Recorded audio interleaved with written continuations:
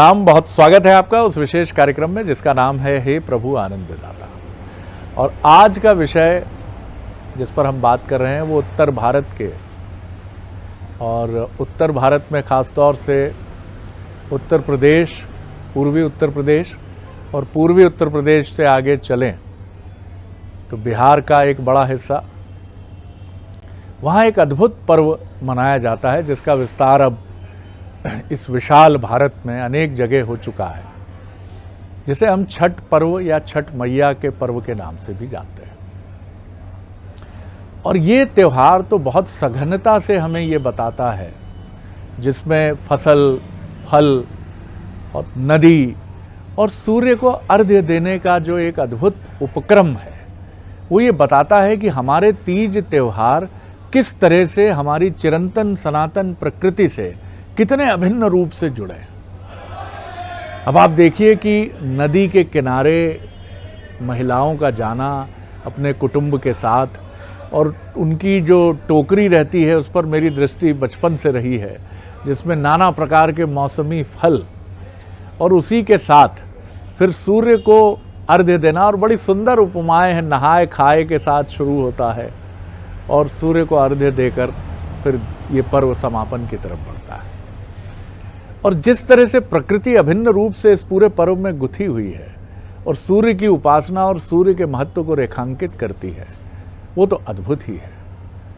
रामायण में भी एक प्रसंग बड़ा अद्भुत है, जब अगस्त्य मुनि आदित्य हृदय स्तोत्र का पारायण करने का परामर्श भगवान राम को देते हैं, और आदित्य हृदय स्तोत्र का पारायण करने के बाद राम पुनः तेजस्वीवान होते हैं और फिर रावण का वध करते हैं। तो सूर्य दरअसल शक्ति का ही केंद्र है। सूर्य ना हो वैज्ञानिक रूप से भी तो इस धरा पर हाहाकार मच जाए।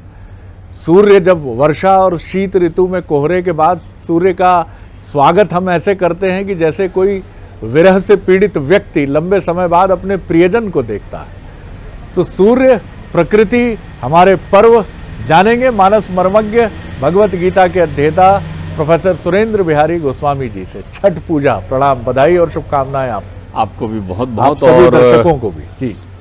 बंसल न्यूज़ के दर्शकों के माध्यम से मैं भी अपनी हार्दिक बधाई देता हूं, क्योंकि छठी मैया जो हैं वो मेरे जीवन की आराध्य हैं। मैं नित्य उनकी सेवा में अपने आप को अनुभूति करता हूं जी। आपने छठ पूजा का नाम लिया तो अंतर्चित्त में बिल्कुल आनंद की हिलोरें उड़ गई हैं। ये बड़ी वैज्ञानिक पृष्ठभूमि के साथ, आध्यात्मिक पृष्ठभूमि के साथ, पौराणिक और वैदिक पृष्ठभूमि के साथ सनातन संस्कृति की आत्मा पर चिंतन आपसे कर रहा हूँ। वाह। आप ध्यान रखिए जी। जैसे ही काल ने त्रिगुणात्मक प्रकृति के साथ विचलन उत्पन्न किया, महतत्व प्रकट हुआ। महतत्व के प्रकट होने से शब्द, स्पर्श, रूप, रस, गंध और इनकी तन्मात्राएं प्रकट हुई। शब्द के प्रकट होने से आकाश प्रकट हो गया, उनकी तन्मात्रा। स्पर्श के प्रकट होने से वायु प्रकट हो गया, उनकी आत्मा। और जैसे ही रूप तन्मात्रा प्रकट हुई स्पर्श के साथ में, वैसे ही तेज पुंज के रूप में सूर्य का प्रकाश हो गया। सृष्टि के निर्माण की प्रारंभिक प्रक्रिया पर चिंतन आपसे कर रहा हूँ। उगते सूरज को तो सब नमस्कार करते हैं शरद जी। इस त्योहार की सबसे बड़ी खासियत है कि इसमें अस्ताचल पर जाते हुए सूर्य को अर्घ देकर प्रणाम किया जाता है। वाह, बहुत सुंदर आपने इस तथ्य ध्यान खींचा है। इस तथ्य को जो है, इसकी गंभीरता से आप समझिए। आत्मा और शरीर के साथ अपदीपो भव। आत्मा जो है सूर्य का प्रतीक है, मन चंद्रमा है जी, इसलिए मन घटता है, बढ़ता है। आत्मा जो है देदीप्यमान होता है। जी जी जी। आप एक बात समझिए, आत्मा की आराधना आपने की शरीर के साथ में कि आहा मेरा जीवन है तो मैं आराधना करूं। अच्छा, अब जीवन नहीं रहा तो आत्मा तो है ना। सूर्य जो है पृथ्वी परिक्रमा करती है तो सूर्य अस्ताचल में दिखाई पड़ता है, सूर्य थोड़ी अस्त होता है। आत्मा की तरह अनादि अखंड अछेद अभेद है। सूर्य की प्रक्रियाएं, सूर्य को दूसरे स्वरूप में आप समझिए। सूर्य की प्रक्रियाओं, घर में लाइट जल रही है, बटन भी है, बल्ब जलाया, अब बटन दबाया तो लाइट जल गई। हमारा ध्यान ये होता है कि ये बल्ब से रोशनी आ रही है, रोशनी बल्ब से थोड़ी आ रही है। तो आपने कहा नहीं साहब वो बटन से आ रही होगी। बटन तो उस रोशनी को चालू बंद करने के लिए बना हुआ है, तो रोशनी कहाँ से आ रही है? विद्युदाम संप्रभाम, वो तो विद्युत तेज है, तेज तो हमेशा है। तो बल्ब रूपी शरीर फ्यूज हो जाए तो सूर्य रूपी विद्युत का प्रवाह थोड़ी बंद होता है, वो तो अनवरत चलता है। तो हमारे यहाँ क्या बात है, छठवें बहुत अंश सुंदर से उदाहरण। षष्ठी मैया प्रकट हुई है। जी जी जी। प्रकृति के छठवें अंश से षष्ठी मैया षष्ठी प्रकट मैया हुई प्रकट है। और षष्ठी मैया जब प्रकट हुई तो वो आई ही संसार के रक्षा के लिए। वो देवसेना कहलाती हैं भगवती षष्ठी जो है। बहुत कम लोग इस अनुभूति को जानते हैं कि कृष्ण की कुलदेवी कात्यायनी हैं, षष्ठम कात्यायनी चा। हाँ, जो ठीक, ठीक, ठीक। ब्रज है, ब्रज धाम जी, में केश तीर्थ से बना है। जो महासती हुई हैं उनके केश जहाँ गिरे थे वहाँ कात्यायनी ने स्वरूप लिया है, और कात्यायनी के प्रभाव से ही राधा रानी प्रकट हुई हैं। तो कृष्ण की कुलदेवी हैं कात्यायनी। और कात्यायनी जो होती है, छठ की पूजा जो है, छठ जो है कुल पूजा है। वस्तुतः अगर देखा जाए तो सनातन संस्कृति में जितने भी देदीप्यमान लोग हैं उन्होंने कात्यायनी को प्रणाम किया है, क्योंकि कात्यायनी शिशु से लेकर के और युवा होने तक और वृद्ध होने तक रक्षा करती हैं। कात्यायनी मैया जो है सौभाग्य का अपरिमित वरदान देती हैं। कात्यायनी के प्रभाव से भाई सवाल ये है, जब आपके परिवार में सभी सुरक्षित रहेंगे तो आप सौभाग्यवती रहेंगे ना। तो सौभाग्यवती स्त्रियां जो है मांग में सिंदूर भरकर उस कात्यायनी से प्रकट हुए तेज को प्रणाम करती हैं, छठी मैया को, और जल का स्पर्श करके तर्पण प्रदान करती हैं। याम मेधाम देवगुणा पितरश्या पास्ते तया मामद्य मेदियाने मेधाविनम कुरु। बुद्धि की प्रदाता हैं सूर्य। आप सद्बुद्धि में रहें, आप सत्संग में रहें, इसलिए सूर्य को प्रणाम किया जाता है। और सूर्य तब प्रसन्न होते हैं जब आप प्रकृति को की पूजा करते हो।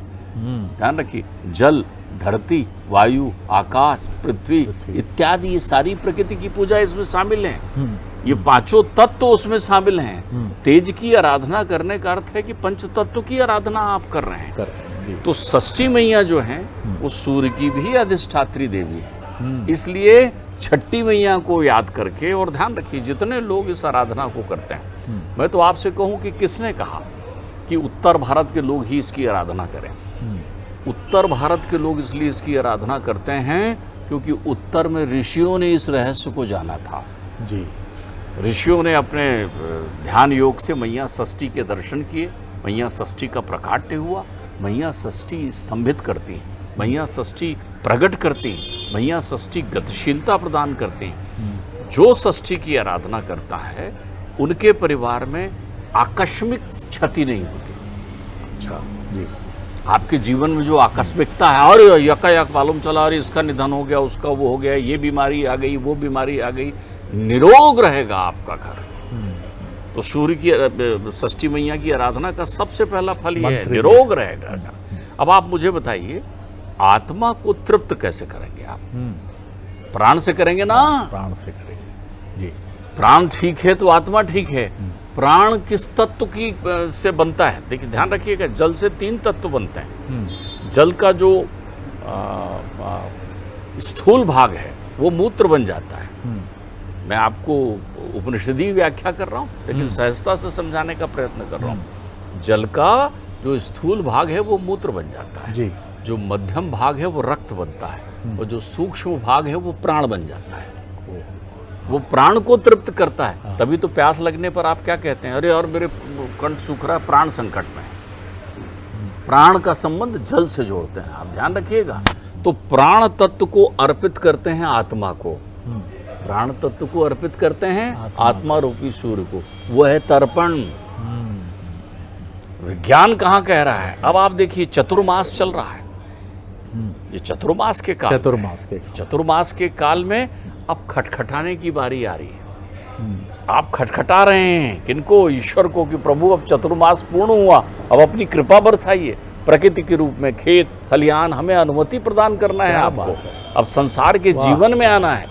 तो देव उठनी एकादशी के पहले छठी मैया के माध्यम से सूर्य की आराधना करते हुए सूर्य को उत्तरायण होने से पूर्व प्रणाम करते हैं। बहुत सुंदर, बहुत, क्योंकि अब सूर्य जो है उत्तरायण हो जाएंगे ना। वाह, आप विज्ञान समझिए, ऐसा नहीं भारतीय मनीषा को देखिए आप, तो वाह। हमने इन तथ्यों को नहीं समझा। हम तो ये समझे अरे बहुत से लोग वहाँ इकट्ठे होते हैं, अरे षष्ठी मैया का यदि ध्यान नहीं कर रहे हो तो तुम्हारे जीवन में संतान नहीं आएगी योग्य, सपूत नहीं होंगे तुम्हारे घर में, कलह रहेगी तुम्हारे घर में, सौभाग्यवती स्त्रियों का अभाव हो जाएगा तुम्हारे जीवन में, फिर तुम्हारे अंतर्चित्त में आत्मा का शुद्धिकरण खतरे में पड़ जाएगा।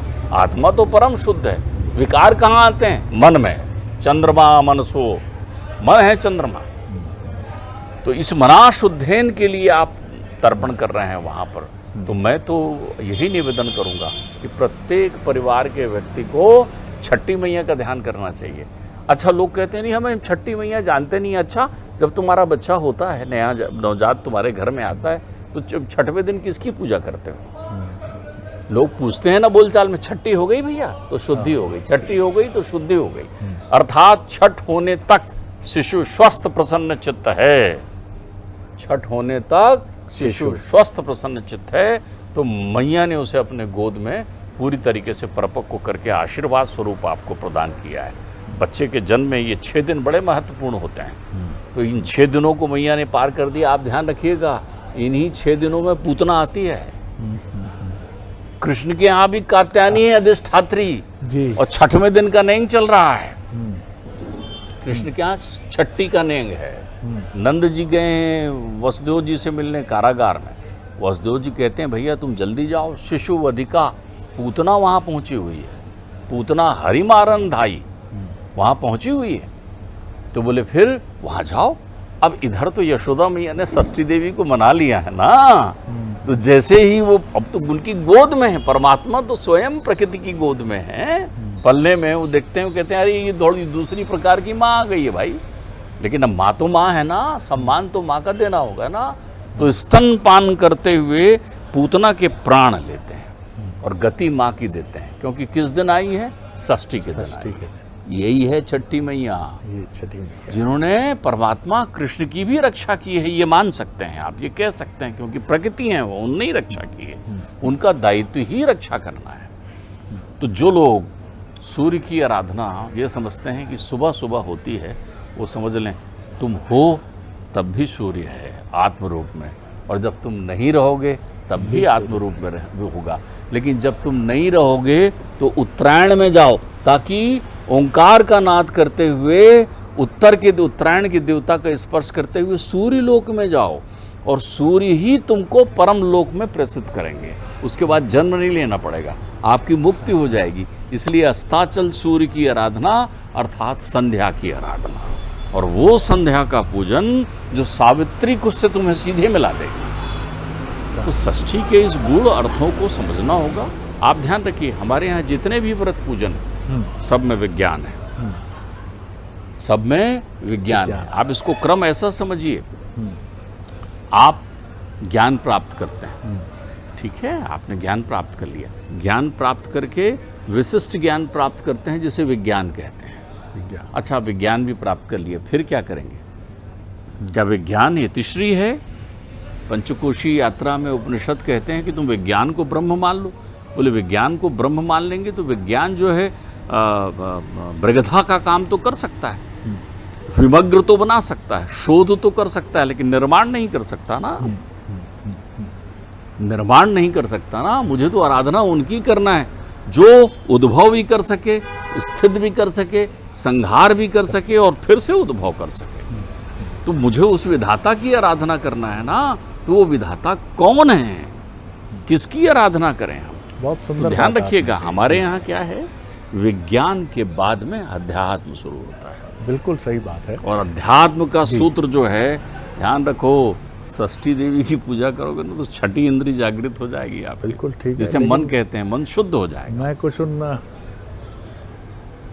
युवाओं के लिए या कुछ ऐसे लोगों के लिए ये बात ज़रूर कहना चाहूँगा गोस्वामी जी, कि आप में से बहुत सारे लोग जब इस तरह की प्रतिस्थापना को देखते हैं या स्थापना को देखते हैं तो आप सोचते हैं कि क्या ऐसा हो सकता है कि किसी देवी के आराधना से सारे संकट घट जाएं। लेकिन ये देखने का एक दृष्टिकोण है, एक नज़रिया है। इसीलिए हमारे जो भी महापुरुष हैं, चाहे आप किसी भी धर्म के हो, आप देखें उनके जीवन में संघर्ष है। क्राइस्ट अब आप कहें अवतारी पुरुष हैं, अवतारी पुरुष हैं तो इतना कष्ट खून शरीर से क्यों निकल रहा है? राम और कृष्ण की बात तो हम पहले भी कर चुके कि कितना कष्ट उठाया। प्रोफेट मोहम्मद साहब की बात करें तो शहादत हुई उनकी मैदान में और बड़ा भारी युद्ध था। तो आप इस जीवन में आए हैं तो लड़ेंगे, संघर्ष करेंगे, लेकिन कोई आशा का दीप आपके मन में होता है। जैसे एक आधुनिक वाहन हमारे पास होता है तो हम कहते हैं बड़ी आसानी से इंदौर पहुंच जाएंगे, गाड़ी बड़ी अच्छी है, एक आशा का तत्व होता है। हॉस्पिटल्स बहुत अच्छे हैं तो आप कहते हैं कोई चुनौती अगर आई, ईश्वर न करे, तो बहुत जल्दी सब कुछ उपलब्ध है, यहाँ आसपास सब कुछ बड़ा रिच है।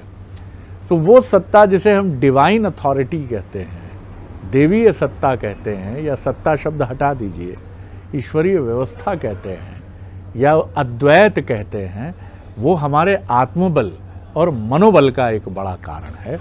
और भले ही आपकी जैसी भी आस्था हो, लेकिन ये मनोबल अगर किसी भी रूप में आपके आसपास हो, उस पर ज़्यादा रोशनी प्रोफेसर गोस्वामी डालेंगे। जी देखिए, मैं ये आपका मनोबल संदर्भ तो बहुत उत्तम है, लेकिन मुझे एक विशेष बात भी स्मरण में आ गई है। आप ध्यान रखिए, षष्ठी मैया कितनी कल्याणकारी है। उनके अद्भुत कल्याण की व्याख्या से भागवत का ये प्रसंग तो इतना पावन हो चुका है कि इसकी मीमांसा सबको समझना चाहिए।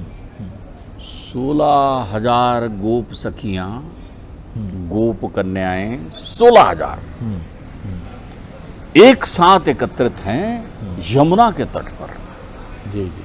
और मट्टी से, मृतिका से बना के रखा है कात्यायनी देवी को। यही अवसर है और कात्यायनी की पूजा कर रही है। और कात्यायनी की पूजा कर रही हैं, यमुना से जल का तर्पण करके सूर्य की आराधना कर रही हैं और कात्यायनी का पूजन कर रही हैं। वो सब के सब कृष्ण को अपना स्वामी चाहती हैं। जी जी जी। सब के सब हाँ। उन 7 वर्षीय कृष्ण को अपना स्वामी चाहती हैं। लोग कृष्ण की अवस्था देख रहे हैं, वो परमात्मा को आत्मा में समाहित करना चाहती हैं। क्या बात है। भगवती कात्यायनी की कितनी कृपा होती है। भगवान पिता रात्रि शरदोत फुल्ल मल्लिका विक्षरंतु मनश्चक्रे योग माया उपासिता। शरद पूर्णिमा को बांसुरी बजाकर बुलाते हैं सारी आत्माओं को, और सारी आत्माओं को परम तत्व परमात्मा की अनुभूति कराते हैं कात्यायनी के प्रसाद से, क्योंकि उन्होंने कात्यायनी की आराधना की, भगवती षष्ठी की। तो आप ध्यान रखिए। और आप एक बात समझिए, आज के युवाओं को आपने एक बड़ी अच्छी बात कही है, उस पर मैं अपनी एक टिप्पणी करना चाहता हूँ। आप ये जो आपके घर में परंपराओं के रूप में, संस्कारों के रूप में जो पूजन होता है ना, जो लोग व्रत करते हैं, जो लोग साधना करते हैं, जब आप चिड़चिड़ाते हो, फिर उपवास, फिर कुछ नहीं खा रहे हो, फिर ये नहीं कर रहे हो, अरे भैया युवराज जागृत हो जाओ, आज के युवा बच्चे जागृत हो जाओ। आप समझने का तो प्रयत्न करो कि इस परंपरा में कौन सा विज्ञान नहीं थे। इतना खा लिया जीवन में कि जिसकी सीमा नहीं है। मैंने आपसे कहा है था कि जैसा खाओ अन्न वैसा रहे मन, और अन्न जो है अन्न से बिल्कुल अन्न से चे अन्ना, जो आपको खाने से, जिसको ज़्यादा खा लो और आपका विनाश कर दे, वो अन्न है। अन्न का भोजन आप ही हैं। तो आपने क्या क्या नहीं खाया है जीवन में। एक दिन पिज्जा बर्गर से मुक्त हो गए तो क्या हुआ, अपराध हो गया क्या?